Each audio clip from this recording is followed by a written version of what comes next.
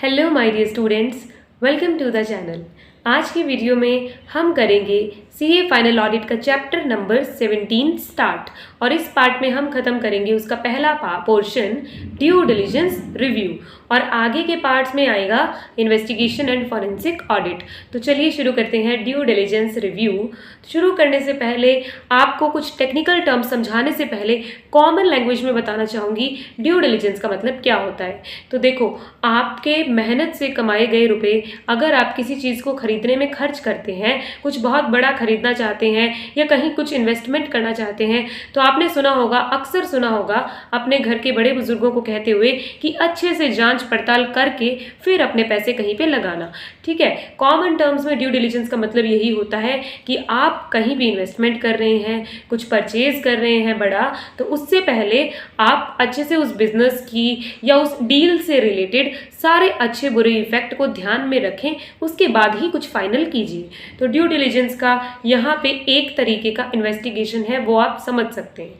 और इसमें क्या क्या चीज़ें इंक्लूड होती है, तो इसके अंदर हम मटीरियल फैक्ट का पता लगाने की कोशिश करते हैं।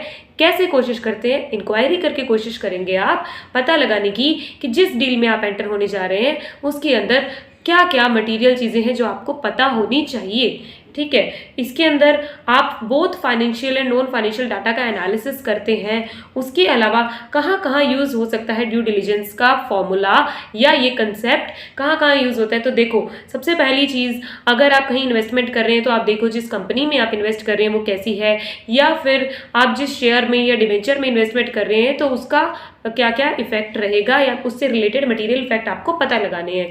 दूसरी जगह, अगर आप किसी को लोन दे रहे हैं, अगर आप किसी को लोन या एडवांस दे रहे हैं तो ड्यू डिलिजेंस रखिए। ड्यू डिलिजेंस का मतलब सावधानी रखिए किसी को कुछ देने से पहले कि सामने वाली जो चीज़ है वो सही है, क्या आपको वहाँ से पैसा मिल जाएगा वापस, जो चीज़ जैसी दिख रही है असल में वैसी ही है। ये लाइन बहुत इंपॉर्टेंट है। ड्यू डिलिजेंस में आप ये पता लगाते हैं कि जो चीज़ जैसी दिख रही है क्या वो असल में वैसी ही है या नहीं है। उसके अलावा कहाँ कहाँ यूज़ होता है, तो कैपिटल रीस्ट्रक्चरिंग के टाइम या वेंचर कैपिटल फाइनेंसिंग, लेंडिंग, मैंने आपको बता दिया एक तरीके से। अगर आप इन्वेस्टमेंट कर रहे हैं तब भी काम का है, डिसइन्वेस्टमेंट कर रहे हैं तब भी काम का है ड्यू डिलिजेंस प्रोसेस। और उसके अलावा आज के ज़माने में ड्यू डिलिजेंस में एक और एरिया कवर होने लग गया। कौन सा area? That mandatory human rights and environmental due diligence. ये एक नई टर्म है, तो ये आपका एमसीक्यू पर्पस से इंपॉर्टेंट हो सकता है। That enterprises are now expected to carry out risk based due diligence. मतलब कोई भी एंटरप्राइज को ये माना जाता है कि वो कुछ भी स्टार्ट करने से पहले जब ड्यू डिलिजेंस करता है तब वो एनालिसिस करते वक्त ये ध्यान रखे कि जिस डील में वो एंटर हो रहा है उसका इफेक्ट एनवायरनमेंट पे कैसा पड़ेगा, पीपल पे कैसा पड़ेगा, सोसाइटी पे कैसा पड़ेगा। देखो, पहले के ज़माने में क्या था, हम कोई भी डील करते थे, या फॉर एग्जांपल मैं एक बिजनेस ही परचेज करती थी तो मुझे क्या सोचती थी कि आगे जाके मुझे उससे प्रॉफिट होगा या नहीं होगा। लेकिन करंट में आपकी जो सिचुएशन है उसके अकॉर्डिंग आपको ये भी देखना पड़ेगा कि आप जिस डील में एंटर कर रहे हैं, जिस बिजनेस को परचेज कर रहे हैं, क्या वो किसी भी तरीके से सोसाइटी को, एनवायरनमेंट को नुकसान तो नहीं पहुंचा रहा, क्योंकि आप भी जानते हैं कि इसके कॉन्सिक्वेंसेस, हैवी पेनल्टीज हो सकती है। तो ड्यू डिलिजेंस में ये एरिया भी कवर हो जाता है।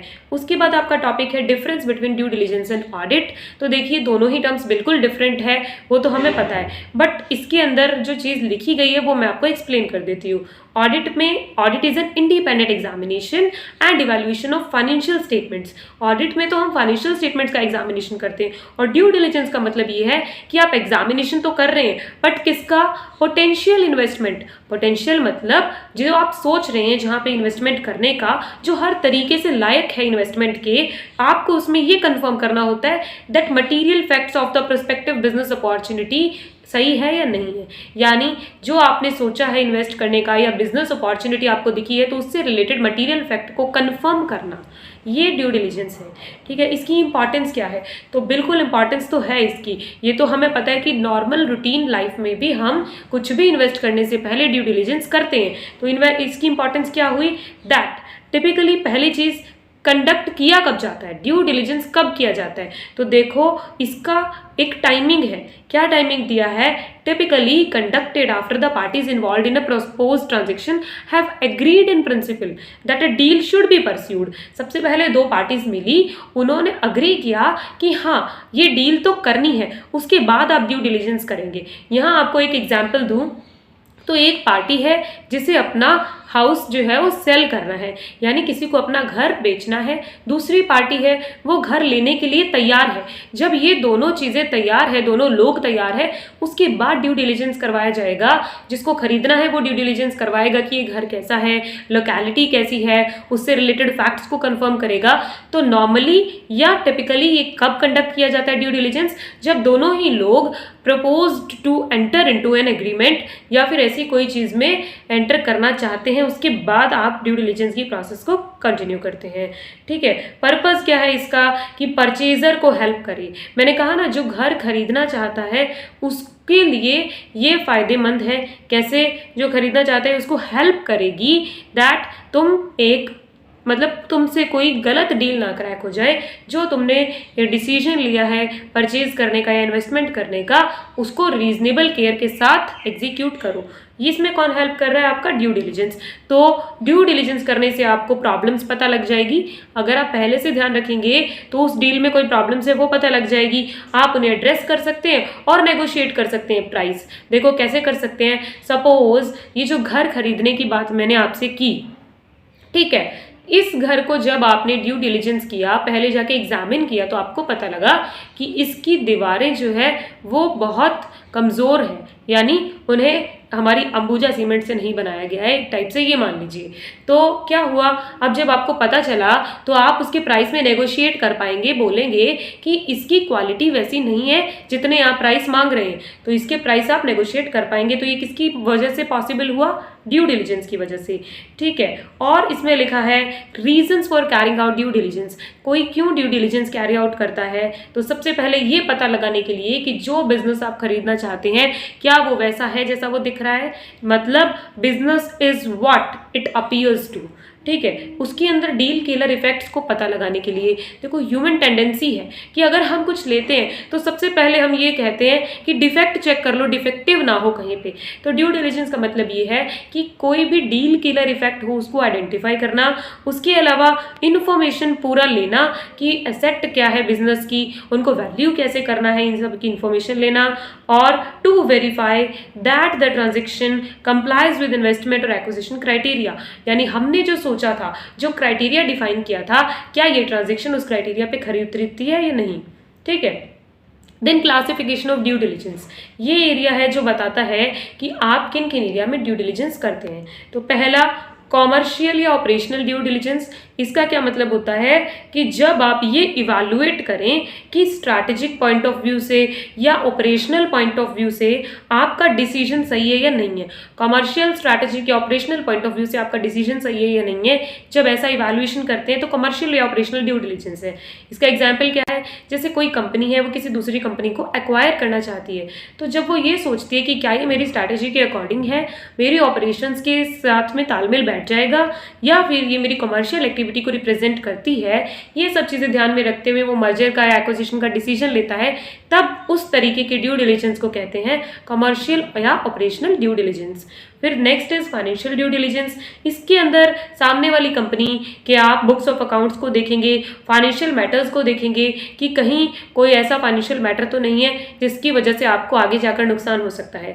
फिर टैक्स ड्यू डिलिजेंस, आप देखेंगे कि अगर आप उस कंपनी को एक्वायर कर लेते हैं, मर्जर हो जाता है, तो आपके ऊपर टैक्स से रिलेटेड क्या कॉन्सिक्वेंसेस आ सकते हैं। इंफॉर्मेशन सिस्टम ड्यू डिलिजेंस, इसके अंदर आप देखेंगे कि सामने वाली कंपनी की कंप्यूटर सिस्टम या इंफॉर्मेशन सिस्टम कैसा है। लीगल ड्यू डिलिजेंस में आप देखेंगे कि कंपनी की फंक्शनिंग लीगल तरीके से सही है या नहीं है।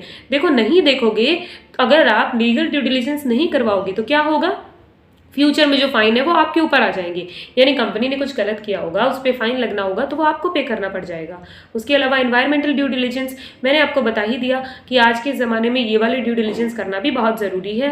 पर्सनल ड्यू डिलिजेंस मतलब ये पता लगाना कि सामने वाली कंपनी में जिसको आप एक्वायर करने की सोच रहे हैं उसके एम्प्लॉयज़, उसके पर्सनल कैसे हैं और उनकी पॉलिसीज़ क्या क्या है, ठीक है। फिर आपको फाइनेंशियल ड्यू डिलिजेंस जो हमने पढ़ा था ऊपर के पॉइंट्स में, उसको डीपली डिस्क्राइब किया गया है, तो हम भी यहाँ पे पढ़ेंगे उसको आगे से कि क्या लिखा है। फाइनेंशियल ड्यू डिलिजेंस के अंदर क्या हो सकता है, देखो नाम से पता चल रहा है, फाइनेंस के लिए ड्यू डिलिजेंस करना, फाइनेंस यानी पैसा। तो अगर आप ये ड्यू डिलिजेंस से एनालिसिस करेंगे कि आप जितना पैसा दे रहे हैं क्या वो सही है या नहीं है, तो ये कब हो सकता है, यानी कि जब आपने डील में एंटर करने की सोच ली है और प्राइस भी अग्री कर लिया है, उसके बाद ही तो पता लगाएंगे ना कि जो अग्री किया है वो सही है या नहीं है। इसीलिए लिखा है role of financial due diligence commences only after a price has been agreed for the business या एक्टिविटी या इन्वेस्टमेंट जो भी आपने करने की सोची है। Initial price and other decisions जो भी कोई लेता है, देखो अगर मैं कोई बिजनेस परचेज करना चाहती हूँ तो उसकी फाइनेंशियल एनालिसिस में क्या करूँगी, उसका नेटवर्थ देखेंगे, उसका प्रॉफिटेबिलिटी ट्रेंड देखेंगे।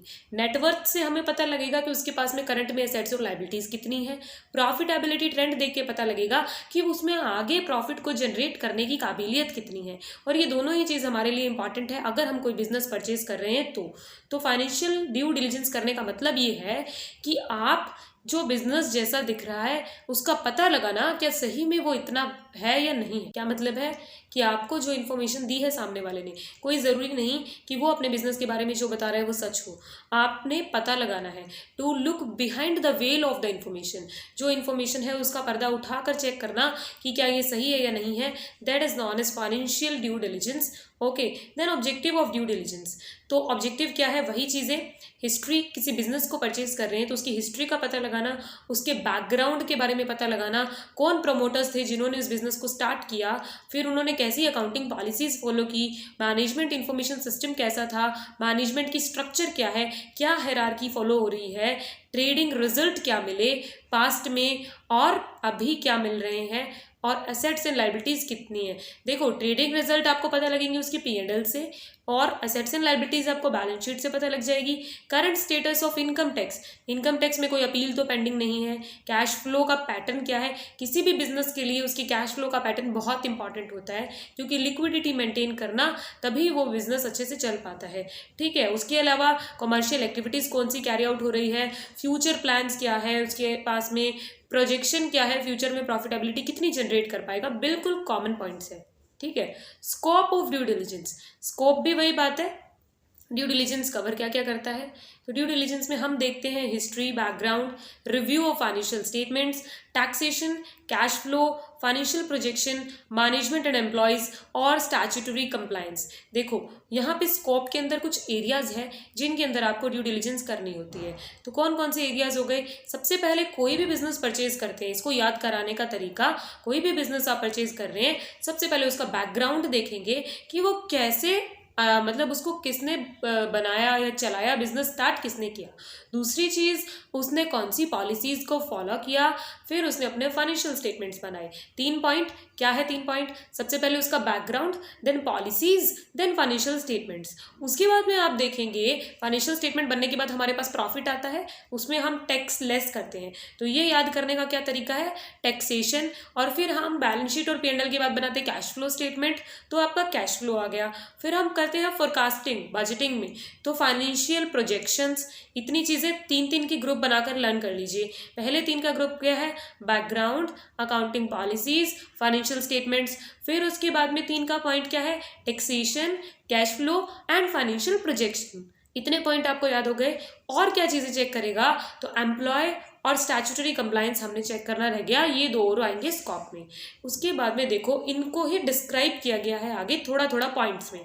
तो हिस्ट्री के अंदर आप क्या चेक करेंगे देख लीजिए, that details of how the company was setup, company कैसे सेटअप की, किसने सेटअप की, और आपको इन चीज़ों से पता चलेगा। जब आप किसी बिजनेस के बैकग्राउंड के बारे में जानेंगे तो पता लगेगा कि उस बिजनेस ने अपनी पूरी लाइफ में, अब तक की लाइफ में किस तरीके के उतार चढ़ाव को देखा, टर्निंग पॉइंट्स आए, सर्वाइवल के लिए क्या स्ट्रैटेजी अडॉप्ट की, अगर कभी कंपनी बंद होने की तादाद पे आ गई तो उसने कैसे सर्वाइवल अपना इंश्योर किया।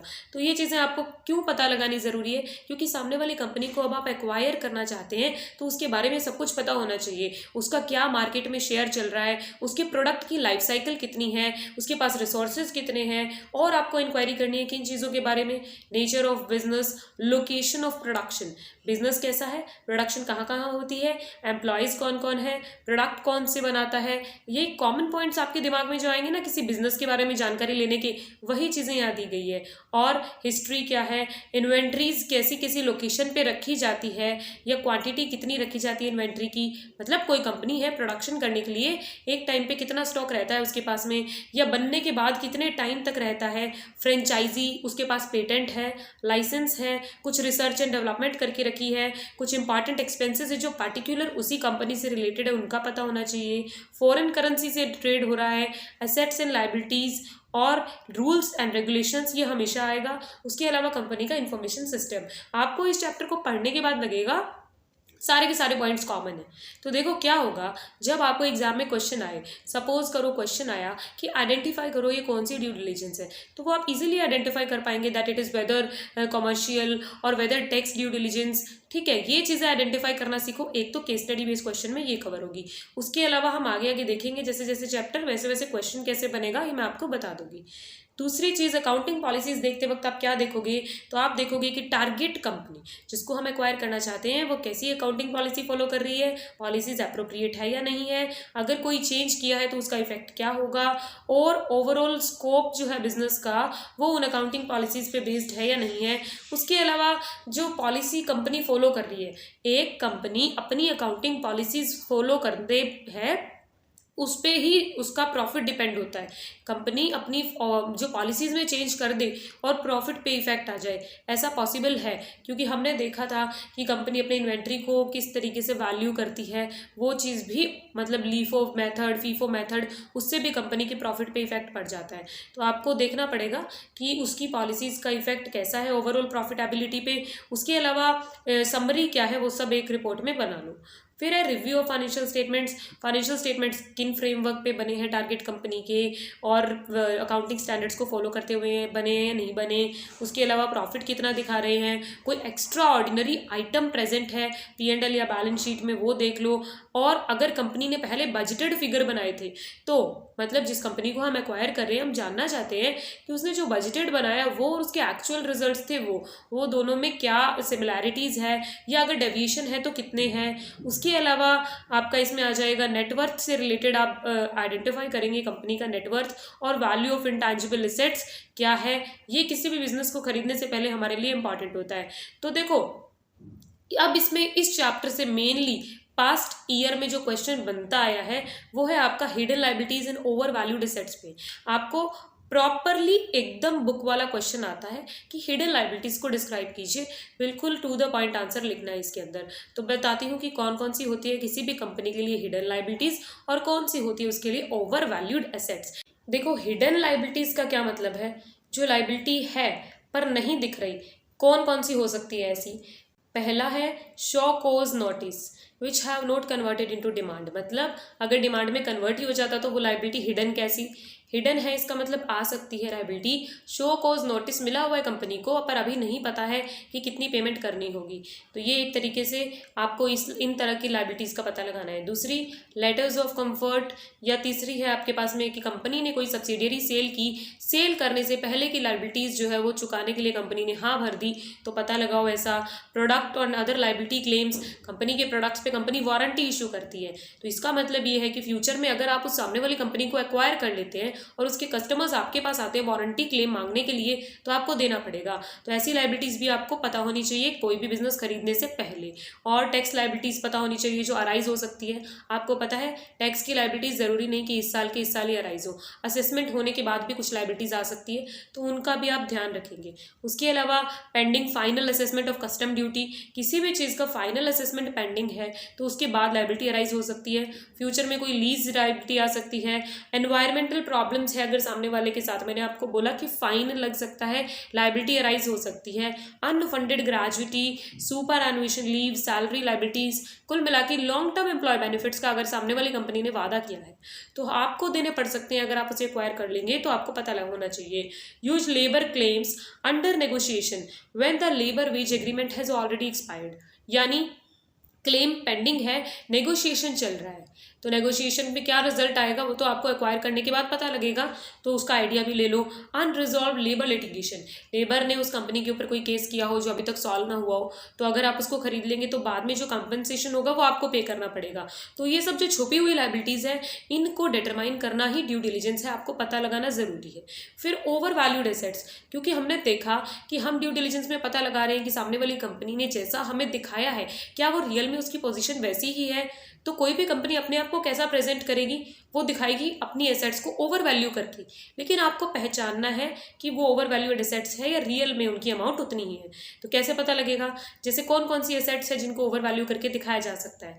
अनकलेक्टेड या अनकलेक्टेबल रिसीवेबल्स, कहीं से पैसा मिलना है, अभी हमें क्या सबूत है कि कितना पैसा मिलना है, कंपनी ने हो सकता है बहुत ज़्यादा लिख दी हो ट्रेड रिसीवेबल्स कि हमें फ्यूचर में इतना सारा पैसा मिलना है, तो उसका पता लगाएंगे।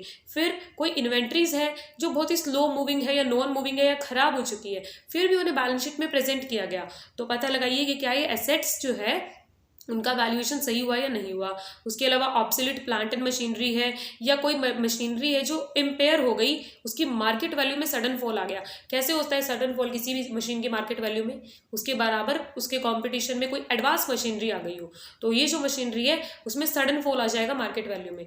तो आपको पता लगाना चाहिए कि जिस बिजनेस को आप एक्वायर करने वाले हैं, जिसको एसेट समझ के बैठे हैं, क्या पता वो एसेट हो ही ना, तो ये पता लगाइए। उसके अलावा एसेट को करंट मार्केट वैल्यू से बहुत ज़्यादा दिखा के रखा हो, कोई एसेट एंड प्रॉपर्टी है जो लिटिगेशन में हो, जिसके ऊपर सामने वाला कोई क्लेम कर रहा हो फिर भी कंपनी ने अपनी बुक्स में दिखा कर रखी हो, तो पता लगाओ।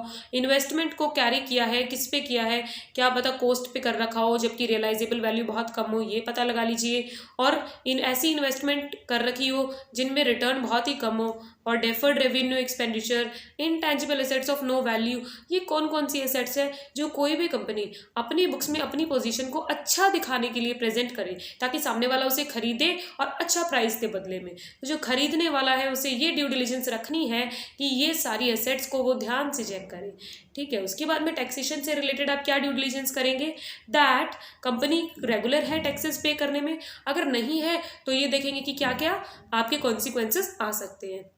कैश फ्लो से रिलेटेड क्या चेक होगा, दैट पैटर्न क्या है कंपनी में कैश इनफ्लो होने का, आउटफ्लो होने का, कंपनी क्या अपने कमिटमेंट्स को टाइम पे पूरा कर पा रही है, मतलब कंपनी ने किसी को बोला कि मैं आपको इस समय पैसा दूंगा तो दे पा रही है, कहीं उसका पैसा कहीं फंसा तो नहीं है, कंपनी के ट्रेड रिसीवेबल्स और इन्वेंट्रीज जो है वो टाइम पे कैश में कन्वर्ट हो रहे हैं नहीं हो रहे, फिर कंपनी के पास जो फंड्स है फालतू तो नहीं रखे हुए, आइडल तो नहीं पड़े, उनको अच्छे से इन्वेस्ट करके रखा है। इन्वेस्टमेंट पैटर्न क्या है कंपनी का, कहीं ऐसा तो नहीं कि किसी ऐसी जगह पैसा इन्वेस्ट कर दिया हो जहाँ पे वो ब्लॉक हो गया हो और वहाँ से निकालना बहुत मुश्किल हो, तो आपको ये पता लगाना है कि क्या इन्वेस्टमेंट ईजिली रियलाइजेबल है या नहीं है। फिर फाइनेंशियल प्रोजेक्शन में आप क्या देखेंगे, तो इसके अंदर आप आगे के कुछ 5 सालों का प्रोजेक्शन करवाते हैं कि कैसे रहेगा ये कंपनी, उसका वर्क तीनों अजम्पशन बेसिस पे करते हैं, दैट ऑप्टिमिस्टिक, पेसिमिस्टिक और मोस्ट लाइकली। हमने देखा है क्या मतलब होता है ऑप्टिमिस्टिक पेसिमिस्टिक का, तो इसमें होता है एक तो आप बहुत ही पॉजिटिविटी से सोचकर करते हैं सब कुछ कि आगे सब अच्छा होगा, तो ऑप्टिमिस्टिक वे में प्रोजेक्शन करवाएंगे। पेसिमिस्टिक में आप उल्टा सोचते हैं कि नहीं बुरा हो सकता है, तो ऐसी आप एक प्रोजेक्शन करवाएंगे। और मोस्ट लाइकली यानी मोस्ट प्रोबेबिलिटी क्या है होने की, उससे रिलेटेड एक प्रोजेक्शन करवाएंगे। और फिर आप अजम्पशंस को चेक करेंगे कि जिन अजम्पशन के बेसिस पे ये फोरकास्टिंग या प्रोजेक्शन की जा रही है क्या वो रीजनेबल है या नहीं है। टारगेट कंपनी ने कहीं कुछ अनरियलिस्टिक अजम्पशन पे ये तो नहीं बता दिया कि मैं 5 साल तक इतना ग्रो करने वाली हूँ, ऐसा कुछ है तो आपको चेक करना है। और उनकी फाइनेंशियल प्रोजेक्शन की अरिथमेटिकल एक्यूरेसी, यानी उन्होंने जो नंबर्स में आपको प्रेजेंट किया है डेटा वो कितना एक्यूरेट है वो चेक करना है। मैनेजमेंट और एम्प्लॉयज़ में आप क्या चेक कर पाएंगे, तो वो कैसे काम करते हैं, कंपनी उन्हें कैसे रोक कर रखती है, जॉब प्रोफाइल क्या होती है वहाँ पे काम करने वालों की, उनको किस किस तरह के बेनिफिट कंपनी दे रही है, क्योंकि सोचना तो पड़ेगा ना, आगे आप खरीद लोगे तो आपको देना पड़ेगा उन एम्प्लॉयज़ को, तो क्या क्या चीज़ें देती है। फॉर एग्जाम्पल प्रोविडेंट फंड है, कोई पेंशन प्लान लेके रखा है, एम्प्लॉय स्टेट इंश्योरेंस लेके रखा है, ग्रेच्युटी देती है, लीव के बदले पेमेंट देती है, ये सब चीज़ें आप कंसीडर कर लीजिए बिजनेस को परचेज करने से पहले। बेसिक सैलरी देख लो, उसके अलावा ईसॉप देख लो, ईसॉप बहुत इंपॉर्टेंट है। आपने कंपनी खरीद ली, उसके बाद में आपको उन्हें कंटिन्यू रखना पड़ेगा, तो उसको आपने कोई कंपनी के पहले के प्लान्स चल रहे हैं उन्हें इवैल्यूएट कर लो, की एम्प्लॉयज़ कौन है उनका पता लगा लो, और स्टैट्यूटरी कंप्लाइंस में आप देखेंगे कि कंपनी के ऊपर जो लॉ एप्लीकेबल है कंपनी उसे फॉलो कर रही है या नहीं कर रही है, बस इतना ही। Work approach to due diligence, यानी ड्यू डिलिजेंस करते वक्त हमारा तरीका क्या होना चाहिए, हमें कैसे ड्यू डिलिजेंस परफॉर्म करना चाहिए। तो पहला, पूरी ड्यू डिलिजेंस परफॉर्म करने के दौरान कॉशन शुड बी एक्सरसाइज, यानी ध्यान से करनी चाहिए। दूसरी चीज, assessing the business by first hand by site visit, किसी भी बिजनेस को उसकी बुक से जज करना सही नहीं है। पहले आप उस बिजनेस को उस जिस साइट पे वो परफॉर्म किया जा रहा है वहाँ विजिट करके देखिए, हो सकता है आपको कुछ ऐसे फैक्ट्स मिले जो उसमें बुक्स में ना दिखे हो, ठीक है। उसके अलावा working through the due diligence process with acquisitioning company और by investor by defining key areas को डिफाइन कीजिए, ऑफर को बनाने में ड्यू डिलिजेंस की हेल्प लीजिए और डिस्कवर कीजिए करेक्ट स्ट्रैटेजी। ये सब चीज़ें ड्यू डिलिजेंस में, मतलब ड्यू डिलिजेंस इन सब चीज़ों में हेल्प करता है। कैसे हेल्प करेगा, अगर आप ड्यू डिलिजेंस कर लेंगे आपको वीक पॉइंट पता लग जाएंगे, स्ट्रॉन्ग पॉइंट पता लग जाएंगे, ऑफर आप उस अकॉर्डिंग अपना ऑफर या एग्रीमेंट प्लान करेंगे। फिर आपको जैसे ये सब वेरिएबल्स है कैसे अफेक्ट कर रहे हैं किसी बिजनेस से रिलेटेड, जैसे कंपनी की मार्केट, कंपनी की जियोग्राफी, कंपनी के प्रोडक्ट्स के प्राइस लेवल कैसे हैं, ये सब चीज़ों का पता लगाइए। उसके बाद डील फाइनल कीजिए और डील को उस अमाउंट में फाइनल कीजिए जो इन सब चीज़ों को ध्यान में रखते आपने डिसाइड की है, ठीक है। तो इसमें क्या एक मॉडल दिया है, ये कैसे होता है, पहले डिफाइन, फिर आपको लिखा है discover, then diagnose, delivery, design and defend. ये कुछ डी है आपके, 6D है ये मान लीजिए, जिसके अंदर है पहले आप डिफाइन कीजिए, फिर डिस्कवर कीजिए, पहले डिफाइन यानी दिमाग में लाए, फिर डिस्कवर करो, फिर उसे डायग्नोस करो, जो डिस्कवर किया है उसे डायग्नोस करो, देन आपने जो पाया उसको डिलीवर करो और फिर डिज़ाइन करो उसके अकॉर्डिंग। ये साइकिल चलती रहती है, ये ज़्यादा इंपॉर्टेंट नहीं है, बस पता होना चाहिए कि कितनी डी है।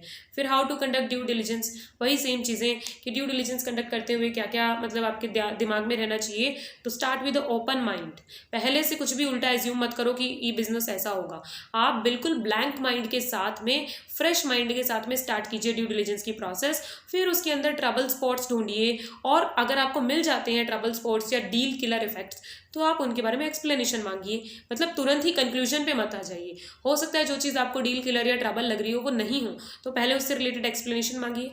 अगर आपको हेल्प चाहिए तो बेस्ट टीम ऑफ पीपल आप हायर कर सकते हैं, अगर आपके खुद के पास है तो वेल एंड गुड, नहीं है तो ड्यू डिलिजेंस एक्सपर्ट्स को हायर कर लीजिए।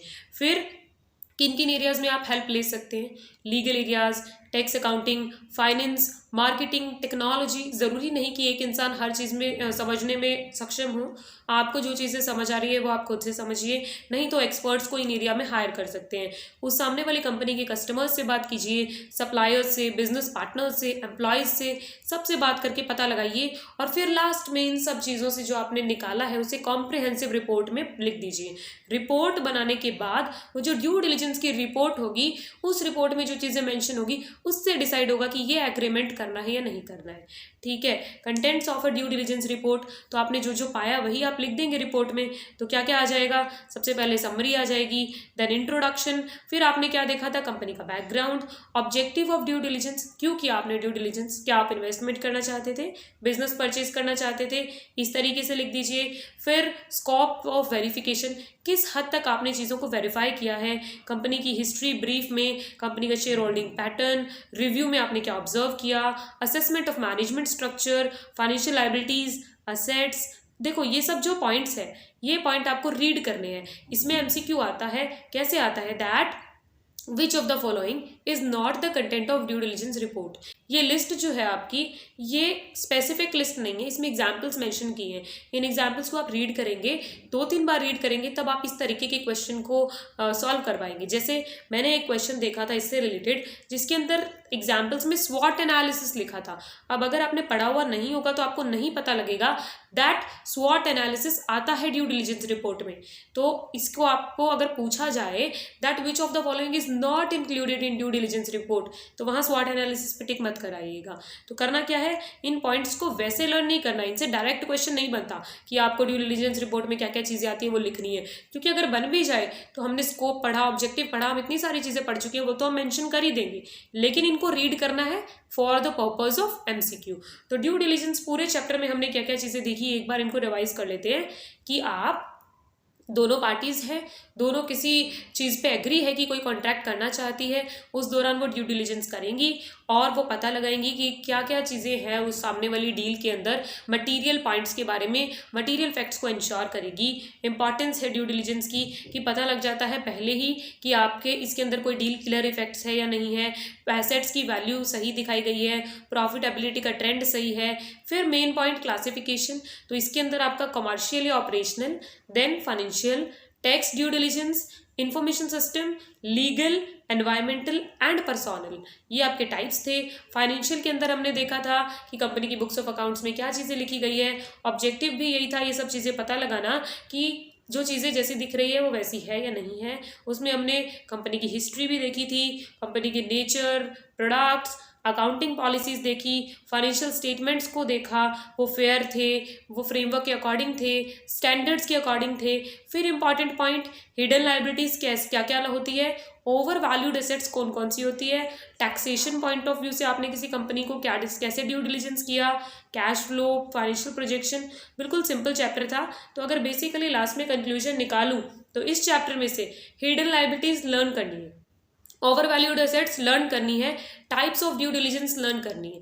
ये 3 क्वेश्चन तो आपको डायरेक्ट देखने को मिल सकते हैं, इसीलिए तीनों के तीनों आपको लर्न होने चाहिए। उसके अलावा पूरा चैप्टर में ड्यू डिलिजेंस की डेफिनेशन लर्न होनी चाहिए और आपको आइडेंटिफाई करना आना चाहिए कि अगर केस स्टडी दे दिया तो ये ड्यू डिलिजेंस है या इन्वेस्टिगेशन है। तो वो पता लगाने के लिए आप मेरे साथ पूरा चैप्टर पढ़ेंगे। जब हम इन्वेस्टिगेशन को कवर करेंगे तब पता लगेगा कि क्या फ़र्क होता है ड्यू डिलिजेंस या इन्वेस्टिगेशन में। तो आज की वीडियो के लिए इतना ही, मिलते हैं अगली वीडियो में। Good bye.